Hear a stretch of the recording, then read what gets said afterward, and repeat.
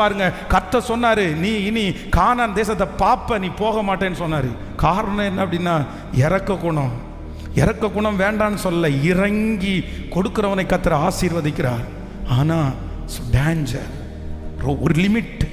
இறக்கத்திற்கு என்ன இருக்குது கேட்கல. கல்யாணமான சிஸ்டரா இருக்கலாம், பிரதரா இருக்கலாம், பி கேர்ஃபுல். உன் மனைவியை தவிர இன்னொருத்தருக்கு இறங்குறதுக்கு லிமிட்டேஷன் இருக்கு பிரதர், லிமிட்டேஷன் இருக்குது. சிஸ்டர், உங்க கணவனாரை தவிர இன்னொருத்தருக்கு இறங்குறதுக்கு ஒரு லிமிட்டேஷன் இருக்குது. இந்த லிமிட்டேஷனை தாண்டி நீங்க இறக்கம் காமிச்சிங்கன்னா உங்க குடும்பம் உடஞ்சிரும், ஒன்றும் இல்லாமல் போய்விடுறோம். உங்க குடும்பத்துக்குள்ள இருக்கிற அந்த அந்யோன்யம் பிளவுபட்டுரும், அபிஷேகம் போயிடும். ரொம்ப கவனமா இருக்கணும். இறக்கத்துக்கு என்ன இருக்குன்னா ஒரு லிமிட்டேஷன். சத்தமா சொல்லுங்க, அளவு இருக்கு, அளவு இருக்குது, அளவு இருக்குது. இத்தனை பேர் ஆமோதிக்கிறீர்கள்.